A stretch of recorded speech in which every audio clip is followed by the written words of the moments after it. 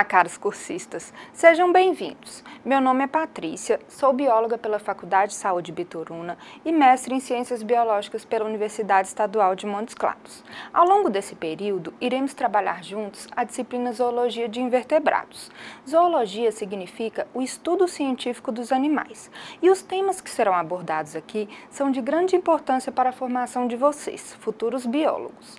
Vocês estudarão os principais aspectos relacionados aos protoctistas, que são os antigos protistas, e apesar de não serem mais considerados animais como já foram, há um consenso de que esse reino seja incluído em ementas e livros didáticos de zoologia. Abordaremos também alguns dos principais filos de animais invertebrados. O nosso conteúdo é repleto de termos técnicos importantes e alguns detalhes também. Por isso, peço que anotem as informações relevantes e mantenham-se atentos para que o aprendizado seja satisfatório. Além disso, ao final desse encontro presencial, teremos uma dinâmica de perguntas e respostas sobre as aulas 1 e 2. Nessa dinâmica, vocês se reunirão em grupos e responderão às perguntas sorteadas pelo tutor, sem consulta a qualquer tipo de material. Lembro a vocês que a participação no ambiente virtual de aprendizagem e a leitura de todo o material disponível são indispensáveis para o bom aproveitamento do conteúdo. Então vamos começar agora com a ementa da nossa disciplina. A disciplina Zoologia dos Invertebrados aborda a origem da biodiversidade animal e os conceitos básicos da classificação atual dentro da perspectiva evolutiva. Aborda também os conceitos relativos à teoria da evolução pela seleção natural, teoria sintética da evolução. O objetivo geral da disciplina é possibilitar ao estudante uma visão geral acerca dos invertebrados e protoctistas, enfatizando aspectos biológicos, ecológicos e evolutivos. Os objetivos específicos da disciplina são apresentar noções sobre taxonomia e sistemática, descrever os planos de organização corporal encontrados nos principais grupos de animais invertebrados, a morfologia, fisiologia, reprodução e desenvolvimento, estudar com abordagem comparativa elementos da ecologia e da história evolutiva dos invertebrados. O que veremos na unidade 1? Introdução à zoologia e classificação zoológica, alguns aspectos importantes sobre taxonomia, as normas de nomenclatura binomial utilizadas atualmente e alguns conceitos básicos de filogenia. Na unidade 2, será abordado o reino protoctista e sua sistemática, que são representados pelas algas e protozoários. Na unidade 3, será abordado o filo porífera, representado pelas esponjas. Na unidade 4, o filo Cnidaria, representado pelas algas vivas, corais e hidras, e o filo Quitenófora, representados pelas águas vivas de pente e carambolas do mar. Na unidade 5, será estudado o filo Plateumintes, que são os chamados vermes planos. Na unidade 6, abordaremos os filos blastocelomados, que incluem o filo rotífera e o filo nemátoda, representado pelos vermes cilíndricos. E, por fim, na unidade 7, será abordado o filo molusca, representado principalmente por lulas, polvos e caramujos. Então, pessoal, vamos começar falando um pouco sobre classificação biológica. A primeira pessoa a tentar classificar os seres vivos e documentar isso foi o filósofo Aristóteles, que viveu no ano 384 a.C. Essa classificação de Aristóteles era bastante simplificada. Os animais eram agrupados de acordo com o meio em que viviam, água, terra ou ar, ou com seu modo de reprodução. Esse tipo de classificação é chamado de classificação artificial, porque agrupa organismos que, embora tenham algumas características em comum, não possuem parentesco evolutivo, ou seja, não compartilham ancestrais próximos. Depois de Aristóteles, vários outros estudiosos se preocuparam com a classificação de seres vivos, mas não havia uma padronização dessas classificações. Linneu, em 1735, formalizou o método binomial de classificação de espécies que usamos até hoje. Falaremos mais desse método de classificação adiante. Haeckel, em 1866, foi o primeiro a tentar classificar os seres vivos levando em conta aspectos evolutivos. Ele agrupou os organismos em 3 reinos: planta, que incluía plantas, algas e fungos; protista, que incluía os micro-organismos; e animalia, que incluía os animais. Para essa classificação, Haeckel se baseou na revolucionária teoria de Darwin e Wallace sobre evolução e seleção natural. Segundo essa teoria, indivíduos com características mais adequadas para um determinado ambiente são mais propensos a sobreviver e se reproduzir. Dessa forma, as características vantajosas dentro de uma população são passadas para a geração seguinte, e as características que não são adaptadas ao meio tendem a desaparecer. Então, pessoal, o que é a sistemática? A sistemática pode ser definida como o estudo científico dos organismos, sua diversidade e sua evolução ao longo do tempo e do espaço, além de suas classificações, traduzindo suas relações mútuas. E qual é a importância da sistemática? Graças aos estudos em sistemática, é possível entender toda essa rica diversidade do nosso planeta, agrupá-la para facilitar ainda mais o seu estudo e compreender as suas relações. Entendendo nossa biodiversidade, podemos ter mais ferramentas para a conservação. Em 1735, Linneu criou o Sistema Natural de Classificação. O seu objetivo era nomear os organismos de forma padronizada, para evitar erros e confusões. Esse sistema de classificação é utilizado até hoje em nossa taxonomia. Entendemos por taxonomia o conjunto de regras utilizadas para a nomeação científica. O sistema de classificação científica utilizado nos dias de hoje é padronizado em todo o mundo e agrupa os organismos em séries ascendentes de categorias menores. Chamamos isso de hierarquia das categorias taxonômicas. Atualmente, temos 7 categorias. Em ordem decrescente, essas categorias são reino, filo, classe, ordem, família, gênero e espécie. Na categoria espécie, os organismos compartilham a máxima semelhança de características, seguida de gênero, que reúne as espécies mais semelhantes, família, que reúne gêneros mais semelhantes, e assim por diante. Os organismos já descritos na natureza estão classificados com base nessas 7 categorias. Existem algumas categorias intermediárias, como subfilo e subclasse, mas essas categorias não são obrigatórias. Aqui temos um exemplo da classificação científica de um animal, o nosso cão doméstico. O reino é o Animalia. O filo é o Chordata. A classe se chama Mammalia. A ordem, Carnívora. A família, Canidae. O gênero, Canis, e a espécie, Canis familiares. Notem que a classificação a nível de espécie possui 2 nomes, por isso é chamado de sistema binomial de classificação. Para a classificação dos seres vivos a nível de espécie, Linneu propôs uma forma de nomenclatura simplificada, em que cada organismo seria descrito apenas por 2 nomes seguidos.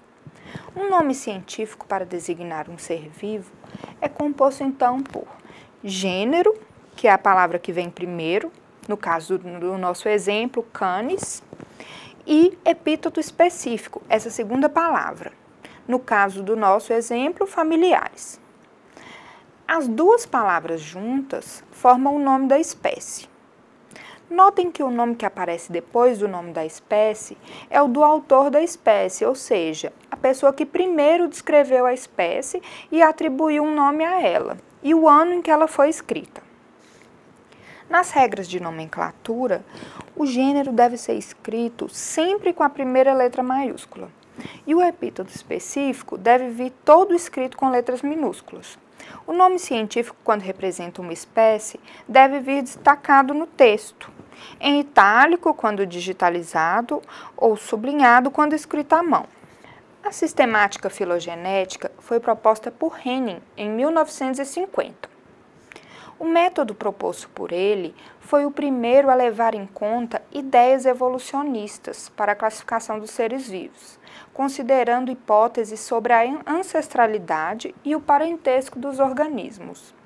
Pela sistemática filogenética, infere-se que os organismos atualmente existentes estão todos conectados, em maior ou menor grau, e que diferentes graus de parentesco os separam.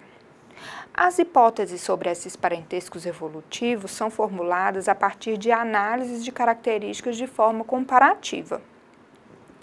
Henning enfatizou em seu trabalho que, para a reconstrução sobre a história de uma linhagem, devem ser considerados caracteres derivados.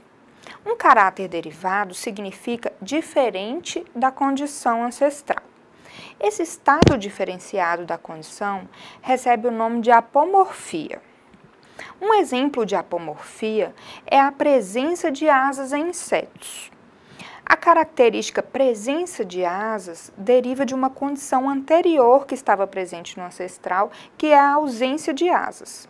Essa condição anterior é denominada plesiomorfia. Na sistemática filogenética, temos alguns outros conceitos importantes para o estudo da classificação de seres vivos, como os grupos monofiléticos. Grupos monofiléticos são aqueles onde estão representados todos os descendentes de um mesmo ancestral comum. Grupos onde um ou mais descendentes de um mesmo ancestral comum não estão representados são denominados parafiléticos. Já os grupos polifiléticos são considerados por espécies que não compartilham um mesmo ancestral comum mais próximo. Observem a demonstração desses três tipos de grupos nessa figura. Temos três árvores filogenéticas, que são diagramas com ramificações que representam as relações entre os grupos de organismos. Observem que o táxon W abrange três espécies e é monofilético, porque contém um ancestral, a espécie B, e todos os seus descendentes, a espécie C e D. O táxon X é parafilético, porque inclui um ancestral, a espécie A, mas apenas alguns dos seus descendentes, espécies E até I, deixando de fora as espécies B, C e D. O táxon Y é polifilético, porque contém integrantes que não se originaram de um ancestral comum imediato, as espécies M e P. O táxon Z também é parafilético, pois não contém todos os seus descendentes. Na classificação mais utilizada na literatura científica, os seres vivos são divididos em 5 reinos. O reino Monera, que engloba os organismos procariotos, ou seja, que tem células sem núcleo e organelas envolvidos por membrana, e são representados pelas bactérias e cianobactérias. O reino Fungi, composto por organismos heterótrofos, ou seja, que não sintetizam seu próprio alimento e que possuem parede celular quitinosa, sendo representado pelos fungos e cogumelos. O reino Plantae, que é composto por organismos autotróficos e fotossintetizantes, ou seja, que são capazes de sintetizar seu próprio alimento a partir das fontes inorgânicas e são representados pelos vegetais. O reino Protoctista, que até recentemente era chamado de protista e é representado pelas algas e protozoários, e o reino Metazoa, também chamado Animalia, composto pelos animais invertebrados e vertebrados. Como já foi dito anteriormente, esses dois últimos reinos serão abordados na nossa disciplina. O reino Protoctista é grande e diverso. Ele reúne organismos tão distintos como as amebas intestinais unicelulares e os sargassos, que são as algas marinhas que podem chegar a vários metros. Os organismos do reino protoctista são eucariontes, ou seja, suas células são mais complexas e possuem núcleo e organelas separados por membranas, além do citoesqueleto. Podemos dividir o reino protoctista em algas e protozoários. As algas são organismos eucariontes, podem ser uni- ou pluricelulares, podem possuir clorofila A ou B, assim como as plantas, e também a clorofila C, e têm nutrição predominantemente autotrófica. Os protozoários são organismos eucariontes, unicelulares, desprovidos de clorofila e têm nutrição heterotrófica. A classificação mais utilizada dos protoctistas é baseada em suas estruturas de locomoção. Essa classificação é considerada artificial, porque não leva em conta o histórico evolutivo desses organismos, e sim uma característica morfológica apenas. Mas é uma classificação didática e que facilita o entendimento. Nessa classificação, os protoctistas podem ser classificados então em esporozoários, aqueles que não possuem organelas de locomoção. Como exemplo, temos o protozoário do gênero Plasmodium, sarcodinos, aqueles que se locomovem por pseudópodos, como a amoeba Proteus, flagelados, aqueles que se locomovem por flagelos, como exemplo, temos a Giardia lambda, os ciliados, aqueles que se locomovem por cílios, aqui temos a foto do protozoário ciliado do gênero Vorticella. Os filos de protoctistas flagelados possuem em suas células os flagelos, que são estruturas em forma de chicote, que, como já dissemos, são usadas na locomoção. Esses protoctistas, eles podem ser de vida livre, podem ser comensais, vivendo associados a outros organismos sem causar danos, ou parasitas, provocando doenças. Muitas espécies fazem parte da comunidade planctônica marinha e dulcícola. Os protoctistas flagelados são divididos em fitoflagelados, que são as algas flageladas, em sua maioria fotossintetizantes, e zooflagelados, que são os protozoários flagelados heterotróficos. Observem nas figuras um exemplo de zooflagelado, o Trypanosoma cruzi, e na outra figura são algas euglenófitas. Falaremos mais dessas algas no próximo slide. No grupo dos fitoflagelados, o filo Euglenida tem aproximadamente 1000 espécies, a maioria dulcícola, e poucos marinhos de vida livre. A maioria das espécies desse filo é considerada por organismos não coloniais, porém alguns organizam-se em colônias. As algas euglenófitas possuem 2 flagelos, um longo e outro atrofiado. Além disso, possuem também um vacúolo contrátil. Essa estrutura é responsável por remover a água em excesso do interior dessas algas, impedindo que a célula absorva muita quantidade de água e acabe se rompendo. O estigma é uma estrutura fotossensível que participa na orientação da célula em direção a focos de luz, favorecendo a fotossíntese. Algumas espécies possuem cloroplastos e são fotossintetizantes. Outras não possuem cloroplastos e são heterótrofos, se alimentando de matéria orgânica dissolvida. A reprodução no filo Euglenida é exclusivamente assexuada e ocorre por divisão binária simples, também chamada de fissão binária. Esse tipo de reprodução começa com um processo de mitose, seguido pela divisão longitudinal da célula, começando pela extremidade anterior, com a duplicação do aparato flagelar, da citofaringe, do estigma e então da película, que é uma membrana que circunda a célula, como se fosse uma parede celular. As euglenófitas são abundantes em cursos de água com muita matéria orgânica em decomposição. Muitas delas são bons bioindicadores de qualidade da água, por serem sensíveis às alterações ambientais, como a presença de substâncias tóxicas e matéria orgânica.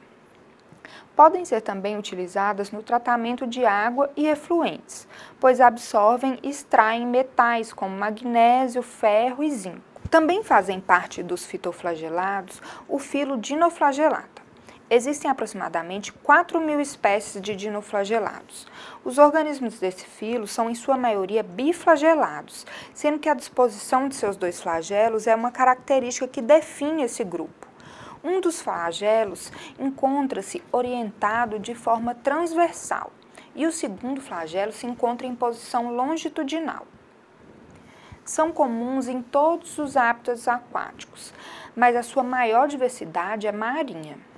A reprodução dos dinoflagelados ocorre na maioria das espécies por divisão binária, mas existem algumas poucas espécies que possuem reprodução sexuada.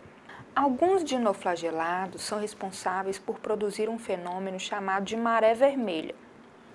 Esse fenômeno ocorre quando há um aumento expressivo desses organismos no ambiente, deixando a água com coloração avermelhada ou marrom.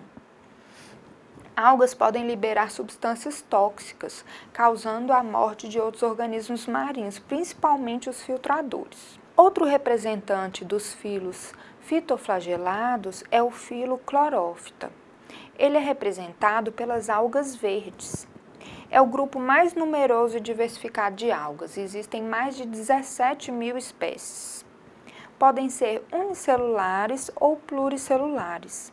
As clorófitas habitam os mais diversos ambientes, mas cerca de 90% é de água doce e a maioria é fotossintetizante.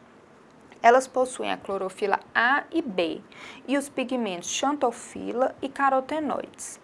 Suas células possuem em seu interior uma estrutura especializada no armazenamento de amido. Essa estrutura é denominada pirenoide. Essas algas podem associar-se de forma simbiótica aos fungos, formando o que chamamos de líquens. O filo Stramenopla é formado por um grupo heterogêneo de organismos. Seus principais representantes são as diatomáceas, as algas douradas e os chamados fungos flagelados, que são protoctistas semelhantes a fungos. Os organismos do filo Stramenopla caracterizam-se por possuir dois flagelos desiguais que portam pelos tripartidos. Vocês podem observar esses flagelos nessa figura do nosso slide. Os Stramenopla colonizam uma grande diversidade de hábitats, como ambiente de água doce e salgada. Algas unicelulares, como as diatomáceas, por exemplo, constituem formas planctônicas, mas podem também surgir em ambientes gelados, como a neve e em glaciares. Os membros do filo Kinetoplastida têm esse nome por possuírem uma única mitocôndria modificada e alongada, chamada cinetoplasto. Essa organela se mostra bem evidente em preparações microscópicas, como pode ser visto na figura 1, que mostra o Trypanosoma cruzi. O cinetoplasto está sempre associado ao flagelo. Os organismos desse filo apresentam um ou dois flagelos que tipicamente emergem de uma bolsa flagelar. A reprodução dos kinetoplastídeos ocorre de forma assexuada, por fissão binária, em que a célula-mãe se divide por mitose em duas células filhas idênticas. Há aproximadamente 600 espécies descritas de kinetoplastida, que podem ser divididas em dois grupos, os bodonídeos e os tripanosomatídeos. Os bodonídeos são organismos predominantemente de vida livre e habitam ambientes marinhos e de água doce, especialmente quando são ricos em matéria orgânica. Como os bodonídeos têm preferências estritas por oxigênio, eles geralmente se agregam em regiões de superfície da água. Os tripanosomatídeos são exclusivamente parasitários e ocorrem nos tratos digestivos dos invertebrados, nos vasos do floema de certas espécies de planta e no sangue dos vertebrados. Dentro desse grupo, temos importantes parasitos humanos, como o Trypanosoma cruzi, agente etiológico da doença de Chagas. Durante o seu ciclo de vida, o Trypanosoma cruzi pode apresentar três formas morfológicas. A forma mastigota apresenta forma arredondada. O núcleo e o cinetoplasto não são observados com microscópios ópticos. Não possuem flagelos, presente na fase intracelular, durante a fase crônica da doença. A forma epimastigota apresenta tamanho variável, com um formato mais alongado. Representa a forma encontrada no tubo digestivo do barbeiro, vetor da doença de Chagas. A forma tripomastigota apresenta um formato alongado e fusiforme, em forma de C ou S, e é a forma presente na fase extracelular, que circula no sangue, na fase aguda da doença. A tripomastigota é a forma infectante para os vertebrados. O ciclo de vida do Trypanosoma cruzi inicia na fase 1 da figura, quando o barbeiro da espécie Triatoma infestans, ao alimentar do sangue do hospedeiro vertebrado, elimina suas fezes e urina, onde podem estar presentes as formas tripomastigotas. Na fase 2, os parasitas tripromastigotas penetram na pele e infectam as células do hospedeiro, onde se transformam para a forma amastigota na fase 3. Na fase 4, quando as células estão repletas de parasitas, eles novamente mudam para a forma tripromastigota. Na fase 5, por estarem com grande quantidade de parasitas, as células se rompem e os protozoários atingem a corrente sanguínea, atingindo outros órgãos. Na fase 6, se o hospedeiro vertebrado for picado pelo barbeiro, os protozoários serão transmitidos ao inseto. No intestino do barbeiro, o Trypanosoma cruzi muda sua forma para a epimastigota, onde se multiplicam e tornam-se novamente as formas infectantes aos vertebrados. Em relação ao filo Choanoflagellata, que engloba os filos zooflagelados, são descritas cerca de 600 espécies. A maioria é de vida livre, marinha, mas também são conhecidas algumas espécies de água doce. O filo Choanoflagellata é composto por organismos, em sua maioria sésseis, ou seja, que vivem fixos, associados a um substrato por meio de uma estrutura que eles possuem em sua célula, que chama pedúnculo. Esses protozoários vivem solitários ou em colônias, unidos por uma matriz extracelular gelatinosa. Suas células têm um único flagelo, que é circundado por um colar transparente de microvilosidades retráteis, contendo filamentos de actina. Essa característica é diferencial para identificar os organismos desse filo. Para se alimentar, o flagelo do organismo cria uma corrente de água, a partir da qual o colarinho filtrará bactérias e partículas orgânicas, que são ingeridas por fagocitose. Esses organismos estão presentes em grandes quantidades nos oceanos do planeta. Acredita-se que façam parte dos grupos mais importantes de organismos que se alimentam de bactérias nos sistemas marinhos. Por isso, tem grande importância ecológica. O filo Parabaselida apresenta cerca de 300 espécies descritas. Ele é constituído por organismos anaeróbicos e, em sua maioria, endosimbiontes de animais.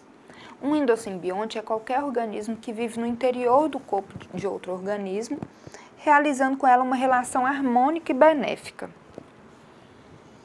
O número de flagelos presentes em sua célula é variável, podendo chegar a milhares.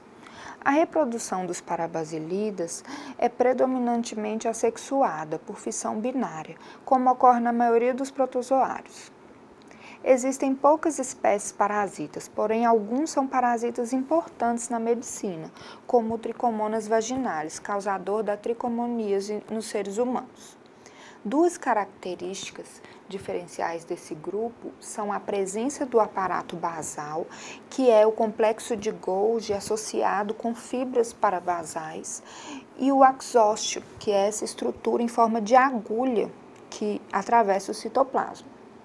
A membrana ondulante presente na célula do Trichomonas e em outros protozoários como o Trypanosoma cruzi é uma estrutura que tem função de facilitar a mobilidade. O filo Diplomonadida é formado principalmente de flagelados simbiontes, mas também existem alguns gêneros de vida livre.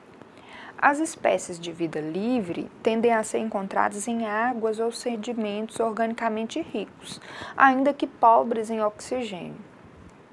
Como vocês podem ver nessa figura 1, nós temos a microscopia da Giardia lamblia.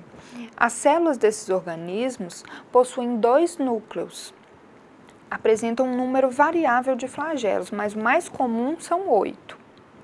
São organismos heterotróficos, se alimentando de substâncias orgânicas através da endocitose. Nesse processo, a célula ativamente absorve substâncias através da membrana celular, por meio de vesículas chamadas endossomos. A maioria dos Diplomonadida vive como comensais inofensivos nos tratos digestivos dos animais, mas alguns são patogênicos, como a Giardia lamblia, que causa a giardíase nos seres humanos. Os protoctistas chamados de sarcodinos, como já foi dito, são aqueles que se locomovem por pseudópodes. O nome pseudópode significa falsos pés e são projeções temporárias na parede celular de alguns protoctistas para a captação de alimentos e locomoção. Existem tipos diferentes de pseudópodos. Os lobópodos, que são típicos da maioria das amebas, sendo largos com extremidade arredondada. Os filópodos, que possuem a extremidade afilada, sendo às vezes ramificados. Os reticulópodos, que são típicos dos foraminíferos, que vamos descrever mais adiante, têm forma de fios e são ramificados, formando uma pequena rede.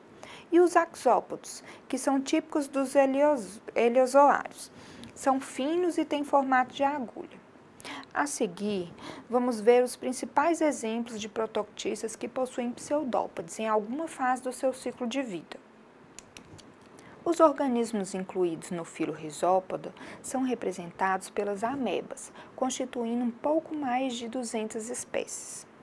A maioria desses organismos é de vida livre, podendo ser encontrados em ambientes aquáticos, em solos, areias, em vegetação e rochas úmidas. Alguns Rhizópoda possuem simbiontes internos, como algas, bactérias ou vírus. A reprodução dos Rhizópoda é assexuada e ocorre por fissão binária, como vocês podem conferir na figura 1. Nessa figura, cada ameba duplica o seu núcleo e depois divide sua célula de forma que cada parte fica com um núcleo e são formados 2 novos organismos idênticos. Nesse grupo, há algumas espécies endosimbiontes de vertebrados, ou seja, vivem em seu interior sem causar danos. Há algumas formas patogênicas de importância médica, como a entamoeba histolítica, causadora da amebíase. Nessa figura, podemos ver a entamoeba histolítica e seus pseudópodes. As amebas de vida livre, que habitam ambientes de água doce, apresentam uma estrutura chamada vacúolo contrátil. A sua função está relacionada à regulação osmótica, eliminando o excesso de água que vai entrando no seu citoplasma, que é hipertônico em relação ao ambiente, que é mais diluído ou hipotônico. O filo Actinópoda engloba organismos de simetria esférica ou ovoide e que possuem um esqueleto interno, constituído por sílica na maioria das espécies. Esses organismos apresentam pseudópodes finos e em forma de agulha, denominados axópodes. Esses axópodes são utilizados para capturar presas, auxiliar na flutuação e fixar em superfícies. Os actinópodes são divididos em 3 grupos. Os acantários são exclusivamente marinhos e possuem esqueletos de sulfácio de estrôncio. Os heliozoários são mais comuns em água doce e apresentam esqueletos silicosos ou orgânicos. E os radiolários, que possuem esqueletos silicosos e são exclusivamente marinhos. O filo granulometiculosa é representado principalmente pelos foraminíferos. Eles estão presentes praticamente em todos os hábitats aquáticos, desde os polos até o Equador, e em todas as profundidades dos oceanos do planeta. Já foram encontrados vivemos até mesmo em fossas oceânicas mais profundas. Esses protoctistas possuem uma concha de material orgânico ou calcário e, por causa dessa característica, são encontrados muitos fósseis desses organismos. Os pseudópodes dos foraminíferos saem de uma abertura ou de perfurações na parede da concha. A maioria desses animais é bentônica e marinha, existindo também formas planctônicas e sésseis. A sua alimentação é realizada por fagocitose e usam seus pseudópodes para a captura de alimento. Atualmente são conhecidas cerca de 40.000 espécies de foraminíferos, entre atuais e extintas. Os protoctistas que se locomovem por meio de cílios são representados pelo filo Ciliófora, também conhecido como ciliata. São cerca de 12.000 espécies conhecidas, entre espécies aquáticas de vida livre, comensais e parasitas. Esses protoctistas estão presentes em quase todos os ambientes aquáticos e úmidos, água doce, salobra ou salgada. possui em sua célula 2 núcleos e o sistema alveolar, que é um sistema de vesículas logo abaixo da membrana plasmática. Os ciliados são conhecidos por terem rápida locomoção. O batimento dos cílios ocorre em ondas por toda a célula, como se fossem remos. Eles são heterótrofos e a sua alimentação consiste principalmente de algas, bactérias e leveduras, que eles capturam com o auxílio dos batimentos ciliares, ingerem através da fagocitose. A reprodução ocorre de forma assexuada por divisão binária e sexuada por conjugação. No processo de conjugação, há a união parcial transitória de 2 indivíduos e o material genético dos núcleos é trocado de modo que, depois de realizada a separação, os núcleos dos organismos possuem um novo material genético, que é a combinação dos dois. Nessa figura, temos a representação de um ciliado, o paramécio. Notem que ele, como outros protoctistas, também possui o vacúolo contrátil, que é responsável pela regulação osmótica nos ambientes aquáticos.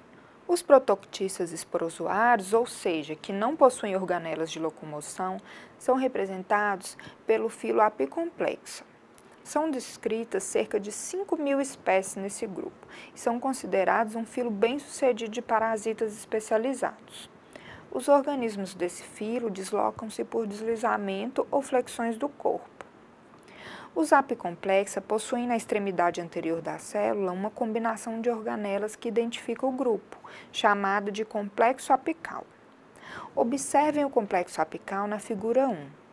O complexo apical fixa o parasita a uma célula do hospedeiro e libera uma substância que estimula a membrana da célula hospedeira a incorporar o parasita para dentro do seu citoplasma na forma de um vacúolo.